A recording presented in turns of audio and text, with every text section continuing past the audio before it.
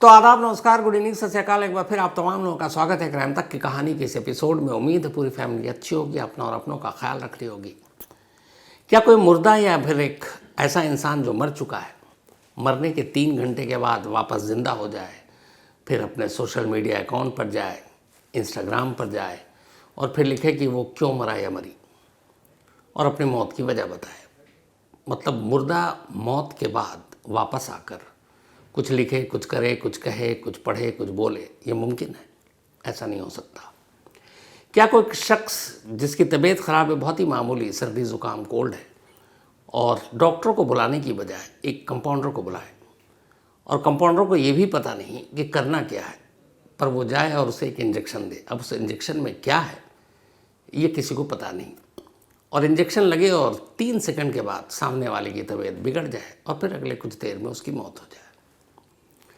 एक बाप जिसे पता है कि उसकी बेटी मरने जा रही है, और शायद पहले से पता है, लेकिन वो मरने का इंतज़ार करता है, उसे बचाने की कोशिश नहीं करता, और जब वो मर जाती है तब उसके लिखे हुए आखिरी नोट को सोशल मीडिया अकाउंट पर एक ड्राइवर के ज़रिए लोड करा देता है, अपलोड।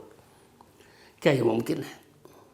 ये सारी कहानी इस देश की, शायद अभी तक की, आज के दौर की यंगेस्ट, सबसे युवा, सबसे जवान एक साध्वी, एक कथावाचक, एक भजन गायिका, उनकी मौत से जुड़ी हुई है। नाम है प्रेम बाइसा, और इस वक्त हर जगह प्रेम बाइसा की मौत को लेकर एक चर्चा है। कहानी 6 महीने पुराने एक और किस्से से भी जुड़ रही है, लेकिन असली कहानी पर आऊँ उससे पहले बहुत सारे हमारे ऐसे लोग होंगे जो शायद प्रेम बाइसा के बारे में कम जानते होंगे। सिर्फ 25 साल की उम्र है प्रेम बाइसा की, एक मामूली से घराने से, पिता ट्रक ड्राइवर, माँ जो है बहुत ही धार्मिक। जोधपुर से कुछ दूरी पर एक गांव में ये परिवार रहा करता था। फिर इसी परिवार में प्रेम बाइसा का जन्म होता है। माँ शुरू से पूजा पाठ में बहुत इंटरेस्टेड थी। पिता ड्राइवर थे, ट्रक चलाते थे। तो धीरे धीरे जब पिता ने देखा कि उनकी पत्नी काफ़ी धार्मिक है, तो उन्होंने भी पत्नी के साथ धर्म कर्म के काम करने शुरू कर दिए। दोनों पति पत्नी अब व्रत भी रखते। कहते हैं कि 1-1 महीने तक ये बिना अन्न खाए हुए इन्होंने उपवास रखा। बेटी बड़ी हो रही है। इसके बाद एक बार इन दोनों ने, पति पत्नी ने, 4 महीने का उपवास रखने का फैसला किया, बिना अन्न के। महीना गुजार दिया। परिवार में भाई थे, उन्हें लगा कि कुछ हो ना जाए, तो उन्होंने ज़बरदस्ती इन दोनों के उपवास को तोड़वाने की कोशिश की। पति पत्नी ने कहा हम तोड़ेंगे नहीं। भाई से विवाद हो गया। पति पत्नी अपने 5 साल की बेटी प्रेम बाइसा को लेकर उस गांव से निकल आते हैं, और जो राजस्थान में जोधपुर में एक जगह पर आकर रहने लगते हैं। एक छोटी सी जगह थी, और उसी छोटी सी जगह से ये कहानी शुरू होती है। जब पति पत्नी वहाँ आए और ये उपवास रखा था, उसके लगभग 1 साल के बाद ही प्रेम बाइसा की माँ की मौत हो जाती है। मौत की वजह अभी तक किसी को पता नहीं, शायद बीमारी, कमज़ोरी या कुछ और, लेकिन मौत हो गई। अब बाप बेटी अकेले। माँ की जब मौत हुई तो बेटी पर माँ की मौत का बहुत असर हुआ, गहरा असर हुआ। फिर वो भी अपने माँ के नक्शे कदम पर चल पड़ी। उसने भी धर्म कर्म के कामों में इंटरेस्ट लेना शुरू कर दिया। पिता ने जब ये देखा तो पिता को लगा कि शायद बेटी इसी तरफ जाना चाहती है। फिर वो साधु संतों के पास उसे ले जाने लगे। धीरे धीरे उसने भजन गाना शुरू किया। साधु संतों के बीच रहकर उसने फिर कथा सुननी शुरू की। और एक वक्त ऐसा आया कि जब ये खुद 12 साल की उम्र में पहली बार जोधपुर में कथा सुनाई। जब इस बच्ची ने कथा सुनाई तो लोग बहुत भावुक उठे। उन्हें लगा कि इसके अंदर शायद कोई अजीब शक्ति है। कथा सुनाने के अलावा वो भजन बहुत खूबसूरत गाती, बहुत ही खूबसूरत आवाज़ में, दिखने में भी बहुत खूबसूरत। अब धीरे धीरे पिता ने गांव की ज़मीन बेची और जोधपुर में एक छोटी सी जगह ली, और वहीं पर एक कुटिया टाइप बाप बेटी रहने लगे। वक्त बीता। वक्त बीतने के बाद अब ये बच्ची धीरे धीरे बड़ी हो रही है। इसके जो भजन गाने की शैली थी वो मशहूर होती गई। साधु संतों, शंकराचार्यों से जाकर मिलना जुलना, उठना बैठना, और फिर इसने दीक्षा लेनी शुरू की, धर्म के ज्ञान लिए। और अब एक वक्त ऐसा आया जब ये बच्ची जोधपुर के बाहर देश के अलग अलग शहरों में जाकर भजन गाती, कथा सुनाती, और अब एक साध्वी के तौर पर ये मशहूर हो गई। फिर जोधपुर की वो छोटी सी कुटिया भी धीरे धीरे कोठी में तब्दील हो गई और अब बाप बेटी वहीं रहते। साध्वी के भक्त धीरे धीरे बढ़ते गए और अब पूरे देश में वो अलग अलग जगहों पर जाकर भजन सुनाती, कथा सुनाती और हज़ारों की भीड़ इकट्ठा हो जाती। अभी अगले कुछ दिनों में 2 ऐसे प्रोग्राम थे, एक चंडीगढ़ में और एक शायद अजमेर में, और इन दोनों प्रोग्राम में इसी साध्वी के यूपी के मुख्यमंत्री, एक जगह योगी आदित्यनाथ और दूसरी जगह जो मध्य प्रदेश के मुख्यमंत्री हैं वो खुद शामिल होने जा रहे थे। 27 जनवरी को एक और प्रोग्राम था इसी अजमेर में। उस प्रोग्राम को ख़त्म करने के बाद साध्वी प्रेम बाईसा अपने पिता के साथ वापस जोधपुर लौट आती है, अपनी उसी कोठी में जो कभी कुटिया हुआ करती थी। जब ये लौटी तब तबीयत थोड़ी ठीक नहीं थी, सर्दी ज़ुकाम, हल्का हल्का बुखार। अब चूँकि 29 के बाद फिर से दौरा करना था अलग अलग शहरों में, तो 28 जनवरी की दोपहर को जब तबीयत थोड़ी नासाज हुई तब साध्वी प्रेम बाईसा ने अपने पिता को कहा कि तबीयत ठीक नहीं लग रही है। पिता ने कहा चलो एक उनके परिचित का हॉस्पिटल है, परीक्षा हॉस्पिटल, तो उन्होंने कहा वहीं दिखाते हैं। उसने कहा ऐसी भी ज़रूरत नहीं है, इतनी ज़्यादा तबीयत ख़राब नहीं है, एक काम करते हैं, हमारे एक परिचित कंपाउंडर हैं उनको बुला लेते हैं, उनसे इंजेक्शन लगा लेते हैं, ठीक हो जाएंगे। और ये कंपाउंडर पहले भी कई बार आ चुका था। पिता कहते हैं ठीक है। इसके बाद वो कंपाउंडर जो जोधपुर के इनके घर में पहुंचता है, एक इंजेक्शन लगाता है और जैसे ही वो इंजेक्शन लगाता है अगले 3-4 सेकंड में साध्वी की तबीयत बिगड़ने लगती है। पिता परेशान हो जाते हैं, लेकर भागते हैं उसी परीक्षा प्राइवेट हॉस्पिटल में। जब वहाँ ले जाते हैं तो डॉक्टर उन्हें मुर्दा करार देते हैं।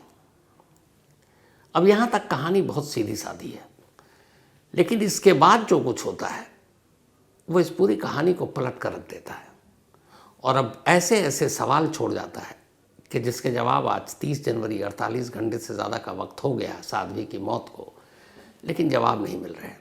पुलिस अपनी तफ्तीश में लगी हुई है। अब क्या सवाल है, क्या जवाब है, क्या रहस्य है, ये आपके सामने रखता हूँ।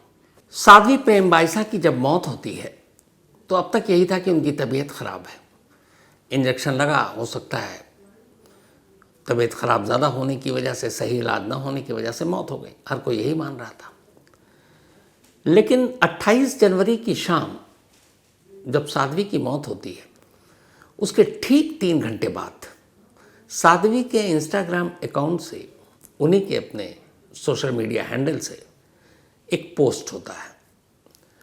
उस पोस्ट में एक आखिरी नोट लिखा हुआ था। पहले इस नोट को पढ़ाता हूँ, फिर इस पोस्ट की कहानी बताता हूँ।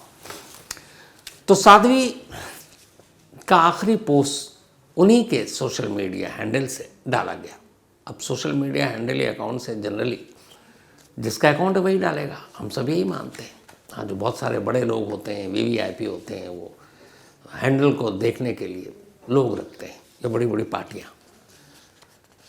तो जो सोशल मीडिया पर पोस्ट डाला उसमें लिखा था, ये साध्वी प्रेम बाईसा की तरफ से लिखा हुआ है कि मैंने हर एक क्षण सनातन प्रचार के लिए जिया। दुनिया में सनातन धर्म से बड़ा कोई धर्म नहीं है। आज अंतिम सांस तक मेरे दिल में सनातन ही है। मेरा सौभाग्य है कि मैंने सनातन धर्म में जन्म लिया और अंतिम सांस भी सनातन के लिए ली। मेरे जीवन में आदि जगत गुरु शंकराचार्य भगवान, विश्व योग गुरुओं व पूज्य संत महात्माओं का हर पल आशीर्वाद रहा।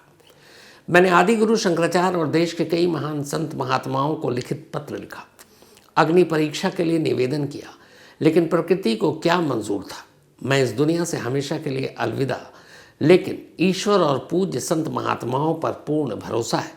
मेरे जीते जी नहीं तो जाने के बाद तो न्याय मिलेगा। अब इस लाइन को पढ़कर सीधे सीधे समझने की ज़रूरत भी नहीं है कि मेरे जीते जी मेरे जाने के बाद तो न्याय मिलेगा। ये क्या इशारा करता है? ये इशारा करता है कि ये एक लास्ट नोट है और साध्वी ने खुद अपनी जान दे दी। लेकिन बात इस नोट की नहीं थी। बात ये थी कि जब साध्वी की मौत हो चुकी और उसके 3 घंटे के बाद उनके मरने के सोशल मीडिया के उनके अकाउंट से यह आखिरी नोट भेजा गया। अब साध्वी खुद तो भेजेंगी नहीं क्योंकि वो इस दुनिया में है नहीं, तो फिर उनके अकाउंट से किसने भेजा? तो जब जांच हुई तो पता चला कि खुद साध्वी के पिता ने ये नोट उन्हीं के सोशल मीडिया अकाउंट से डाला है। अब जब ये पता चला कि उनके पिता ने डाला तो हर एक कोई हैरान कि भाई साध्वी की मौत हुई, इंजेक्शन और बीमारी की कहानी आ रही है, और 3 महीने बाद अचानक एक ऐसा नोट आता है जो आखिरी नोट की शक्ल में है और जिससे साफ पता चलता है कि साध्वी ने अपनी जान दी, और पिता 3 घंटे बाद खुद ये आखिरी नोट डाल रहे हैं। तो ऐसा उन्होंने क्यों किया, पहला। दूसरा सवाल, क्या उन्हें इस नोट के बारे में पहले से पता था? तीसरा सवाल, अगर उन्हें पता था कि ये उनकी बेटी नोट लिख रही है तो क्या अपनी बेटी को बचाने के लिए उन्होंने कोशिश की? अब इसी को लेकर उनसे सवाल पूछे गए। तो जो उन्होंने ऑन रिकॉर्ड कैमरे पर कहा है, उनका कहना था कि ये नोट मेरे पास था, मैंने अपने ड्राइवर से कहा कि मेरी बेटी के सोशल मीडिया अकाउंट पर इसको डाल दो, उसने डाला, इससे ज़्यादा मैं कुछ नहीं बताऊंगा। अब यहाँ सवाल ये है कि 3 घंटे के बाद मौत के ये डाला गया, तो क्या उनके पिता को 3 घंटे पहले लिखा गया ये नोट उसकी जानकारी थी? और अगर जानकारी थी तो फिर इसे पढ़ने के बाद कोई भी शख्स ये समझ जाएगा तो सामने वाले को बचाने की कोशिश करेगा। तो उन्होंने ऐसी कोई कोशिश क्यों नहीं की? दूसरा, जब मौत हो गई तो इसके बाद उनके पिता अड़े रहे कि पोस्टमार्टम नहीं होगा। अब मौत संदिग्ध, सस्पिशियस, तो ऐसे में मौत की सच्चाई तभी आएगी जब पोस्टमार्टम होगा, उसी में रिपोर्ट आएगी कि उस इंजेक्शन में क्या था। अगर इंजेक्शन की वजह से मौत हुई, नेचुरल थी, तो ठीक है, और अगर ये दोनों नहीं तो ये तो फिर आखिरी नोट कुछ और ही इशारा कर रहा है। तो पिता ने पोस्टमार्टम कराने से मना किया, लेकिन फिर पुलिस मजबूर, क्योंकि मामला तूल पकड़ चुका था। फिर पुलिस वालों ने समझाया, कुछ भक्तों ने समझाया, तब जाकर पिता तैयार हुए और उसके बाद पोस्टमार्टम हुआ, जिसकी अभी रिपोर्ट कल तक शायद आ जाएगी। तीसरा, साध्वी प्रेम बाईसा की मौत के बाद जोधपुर के जिस आश्रम में उनकी मौत हुई उसके तमाम सीसीटीवी कैमरे अचानक गायब हो गए, हटा दिया गया। अब ये सारे सबूत हैं, आखिरी पल क्या क्या हुआ, तो ये कैमरे किसके कहने पर हटाए गए? उस कैमरे में बहुत सारे सबूत होंगे। और इन सबसे बड़ा सवाल, वो कंपाउंडर कौन था जिसने आकर इंजेक्शन लगाया? उस कंपाउंडर की जो शिनाख्त है, आइडेंटिटी, वो जोधपुर पुलिस के हिसाब से उन्होंने कर ली है, वो पहले भी आता था। अब सवाल ये है कि अगर कोई बीमार होता है तो वो किसी डॉक्टर को बुलाता है, चाहे वो दवा हो या इंजेक्शन हो। आप अपनी मर्जी से, बहुत सारे ऐसे केसेस में होता है कि चलो कोल्ड है, सर दर्द है, कुछ और है, नॉर्मल मेडिसिन लोग ले लेते हैं, ठीक है। अब एनासिन, कोल्ड्रेन, ये सब लेने के लिए कोई डॉक्टर के पास तो जाएगा नहीं। लेकिन ऐसा कब होता है कि बिना डॉक्टर को दिखाए अपनी मर्जी से कोई इंजेक्शन ले ले? नहीं होता है, जब तक डॉक्टर रेफर ना करे या डॉक्टर प्रिस्क्राइब ना करे, हम नहीं लेते हैं। तो यहाँ ऐसी क्या चीज़ थी कि साध्वी ने एक कंपाउंडर को बुलाया और उसने इंजेक्शन दिया, और इंजेक्शन देने के 3 सेकंड बाद तबीयत बिगड़ गई। आखिर उस इंजेक्शन में कौन सी दवा थी? अब इंजेक्शन में कौन सी दवा थी, ये पोस्टमार्टम रिपोर्ट में हल्का सा, बाकी विसरा रिपोर्ट से पूरा खुलासा होगा। अब ये सारी चीज़ें तो उलझी हुई थी। जो आखिरी नोट है उसमें एक जगह ये है कि मैंने अग्नि परीक्षा देने की कोशिश की, और ये कि जीते जी न्याय नहीं मिला तो शायद मरने के बाद मिले। तो ऐसी क्या बात थी जो साध्वी को परेशान कर रही थी? अब इसको लेकर अचानक 6 महीने पुराने वीडियो की एक बात चलने लगी। 6 महीने पुराने एक हादसा हुआ था। बात 13 जुलाई 2025 की है। 13 जुलाई 2025 को साध्वी प्रेम बाईसा का एक वीडियो सोशल मीडिया पर किसी ने डाला, और वो उनके भक्तों तक, बाकी लोगों तक पहुंचा, और इसे बताया गया कि एक आपत्तिजनक वीडियो है। उस वीडियो को मैंने भी देखा, कई बार देखा। मुझे कहीं से भी वो वीडियो आपत्तिजनक नहीं लगा। उस वीडियो में यह है कि साध्वी अपने कमरे में लेटी हुई है, और तभी एक शख्स अंदर आते हैं और वो साध्वी को के दोनों गाल एक तरह से खींचते हैं, जैसे बच्चों को करते हैं। फिर साध्वी उनके गोद में झूलने लगती खड़ी होकर।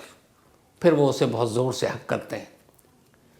इस वीडियो को डालने के बाद साध्वी प्रेम बाईसा के कैरेक्टर को असैसिनेट करने की कोशिश की गई। 13 जुलाई 2025 की बात है। जब ये वीडियो आया उसके बाद साध्वी पुलिस स्टेशन पहुंचती है और वहां जाकर एक रिपोर्ट लिखाती है कि उनकी इज्जत को इस तरीके से बदनाम करने की कोशिश की जा रही है, जबकि जो वीडियो में शख्स है वो कोई और नहीं है, उनके अपने पिता है। और उस वक्त वो काफ़ी एक तरह से मायूस थी, डिप्रेस थी कई चीज़ों को लेकर। तब पिता ने उन्हें पुचकारा था और उसी पुचकारने का ये वीडियो था जो उनके घर में लगे सीसीटीवी कैमरे में कैद हुआ था। और इस वीडियो में कायदे से वैसी कोई चीज़ थी नहीं, लेकिन कुछ लोगों ने जानबूझकर साजिशन उन्हें बदनाम करने की कोशिश की इस वीडियो की आड़ में। तो उन्होंने एफआईआर लिखा है और उस एफआईआर में 4 लोगों के नाम लिखे। ये जो 4 लोग थे, इनमें से उनके घर में एक साउंड सिस्टम लगाने का काम करने वाला जोगेंद्र, इसके अलावा एक एक्स ड्राइवर रमेश, एक कृष्ण जोगेंद्र की पत्नी जो कृष्णा थी, और एक और शख्स था। पुलिस ने इन सबके खिलाफ एफआईआर दर्ज कर और गिरफ्तारी भी की। पता चला कि जो घर में सीसीटीवी कैमरे लगे हुए थे उसी कैमरे से इस वीडियो को निकाला गया और इस वीडियो को निकालने के बाद साध्वी के पास एक फ़ोन आया और उनसे कहा गया कि आपका एक वीडियो है, आप हमें 20 लाख रुपए दे दें, नहीं तो फिर ये वीडियो वायरल कर देंगे। साध्वी प्रेम बायसा ने पैसे देने से साफ इनकार कर दिए। इसके बाद 13 जुलाई 2025 को ये वीडियो एडिट करके सोशल मीडिया पर पोस्ट कर दिया गया। ये उस वीडियो की कहानी थी। अब उस वीडियो से जो भी उस वक्त उनकी इज्जत को ठेस पहुंची, बदनाम करने की कोशिश की गई, मामला पुलिस तक भी गया। अब साध्वी की मौत के 3 घंटे के बाद एक नोट सोशल मीडिया पर है जिसमें आखिरी लाइन मैंने आपको सुना है कि जीते जी तो इंसाफ मिला नहीं, अब शायद मरने के बाद मिले। हालांकि इस पूरे नोट में कहीं भी उस वीडियो का जिक्र नहीं है, लेकिन एक सवाल है। सवाल ये है कि ये वीडियो 6 महीने पहले 13 जुलाई को वायरल किया गया। आज हम लोग 2026 30 जनवरी में बैठे हैं, तो लगभग 6-7 महीने के बाद अब जब ये मामला पूरा ठंडा पड़ चुका, अब उस वीडियो का कोई जिक्र भी नहीं होता। जो जुलाई में हुआ, उसके बाद अगस्त के बाद से कोई लेना देना नहीं किसी का इस वीडियो का। तो अगर ऐसा कोई कदम उठाना था साध्वी प्रेम बायसा को तो उसी वक्त उठाना था, जुलाई में। जब 6-7 महीने के बाद ये पूरा मामला ठंडा पड़ गया तो अब अचानक उस वीडियो की वजह से अपनी जान देना कोई गले से नहीं उतर रही है बात। बहुत सारे लोग रिलेट कर रहे हैं कि उसी वही वीडियो है साध्वी की मौत की वजह, लेकिन बात वही है कि 6-7 महीने बाद उन्हें यह ख्याल क्यों आया, जब उस वक्त हर तरफ से उन्हें बदनाम किया जा रहा था, जब सबसे ज़्यादा चोट पहुंच रही थी, तब उन्होंने ऐसा कदम नहीं उठाया। तो अब 6-7 महीने बाद क्यों, और यही शक पैदा कर रहा है। इसीलिए अब पुलिस ने इस मामले की जांच शुरू की है हर पहलू से, और पिता से भी पूछताछ हुई, बाकी लोगों से भी हुई। अब मेन इंतज़ार है पोस्टमार्टम रिपोर्ट का और विसरा रिपोर्ट का, ताकि उस इंजेक्शन का जो है राज पता चल सके कि उसमें ऐसी क्या चीज़ थी जिसकी वजह से साध्वी की तबीयत बिगड़ी और फिर उनकी मौत हो गई। और 3 घंटे के बाद इस नोट को सोशल मीडिया पर डालने की क्या वजह है? क्या यह नोट भी ओरिजिनल है, वाकई साध्वी ने लिखा, या फिर इसके पीछे भी एक साजिश है? तो अगले 24 से 48 घंटे के अंदर बहुत सारी नई चीज़ें सामने आ जाएंगी। मैं आपको अपडेट देता रहूँगा। फिलहाल आज इस कहानी में इतना ही, लेकिन कहानी ख़त्म करूँ उससे पहले वही अपना सिलसिला। आज आकाश चौहान, ये हमारे इंटरनेशनल आज तक टीम के मेंबर, बहुत ही होनहार, बहुत मिलनसार, बहुत प्यारा। तो आकाश का बर्थडे है। आकाश ने आज पूरी टीम को चाय भी पिलाई है। तो हैप्पी बर्थडे आकाश, हमेशा अच्छे रहो, खुश रहो, यही मेरी दुआ है। इसके अलावा सूर्य नारायण जेना, इनका भी आज बर्थडे है। तो हैप्पी बर्थडे सूर्या। और ये भेजा है भवानी शंकर ने। आफिया मोहम्मदी, इनका भी बर्थडे है, तो हैप्पी बर्थडे आफिया। और ये मोहम्मद मुनव्वर की बिटिया है। साथ ही रेहान सिंह, इनका भी जन्मदिन है, तो हैप्पी बर्थडे रेहान साहब। और ये भेजा है सिमरनदीप सिंह ग्रेवाल ने। इसके अलावा एक चीज़ आप लोगों को बताई नहीं थी, हम पूरी क्राइम टीम ने चुपचाप ये सारी पार्टी कर ली थी। हर साल हम लोग 2 दिन के लिए कहीं इधर उधर घूम कर मस्ती करके चले आते हैं, तो इस बार हमारी पूरी क्राइम तक की टीम लास्ट सैटरडे 24, क्योंकि 26 जनवरी की भी छुट्टी थी और इसलिए 26 जनवरी को मैंने कहानी भी नहीं सुनाई थी, तो हमारी पूरी टीम क्राइम तक की घूमने गए थे राजा जी नेशनल पार्क उत्तराखंड। और वहीं एक जंगल के बीच में एक फार्म हाउस बहुत खूबसूरत, और वहाँ के बड़े खूबसूरत लोग जिन्होंने हमारी पूरी टीम के साथ अच्छा खासा वक्त बिताया, और उनकी मोहब्बत, उनका खाना, उसके बारे में क्या ही बोलूँ। तो ये बेईमानी होगी अगर उन लोगों को थैंक्स ना बोलूं। और ये सब कहानी सुनते हैं, और शायद आज कहानी सुनेंगे तो उन्हें पता चल जाएगा। दिल से शुक्रिया पूरी क्राइम तक टीम की तरफ से। एक तो मुकीर अब्बासी साहब, थैंक यू सो मच। इसके अलावा Arshad Abbasi, thank you so much आपका। चौधरी हेमराज, नितिन जायसवाल, जमील गौर, मोनू सैनी, कमल सैनी, पूरन सिंह, साथी आरिफ हसन, इसके अलावा आमिर, साथी नफीस, इसके अलावा अरशद, शाहनवाज, देन बाबू अब्बासी, राज अब्बासी, डॉक्टर मोइनुद्दीन इदरीसी, ये सारे वो लोग थे। और एक हमारे सरफराज अब्बासी। सरफराज साहब, थैंक यू सो मच दिल से। जब हम लोग रात को पहुँचे, उसके बाद भी आपने रिस्क लेकर पूरी टीम को जंगल में आप ले गए, घने जंगल में, सामने लेपर्ड।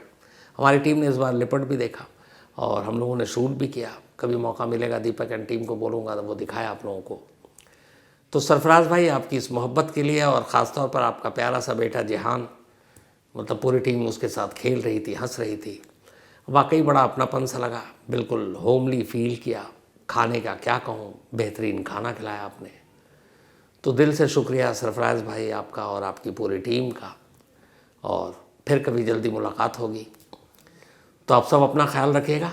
और इसके साथ ही कहानी में आज इतना ही। अब आपसे मुलाकात होगी कल रात 9 बजे किसी नई कहानी के साथ। तब तक अपना और अपनों का ख्याल रखिएगा। Thank you very much.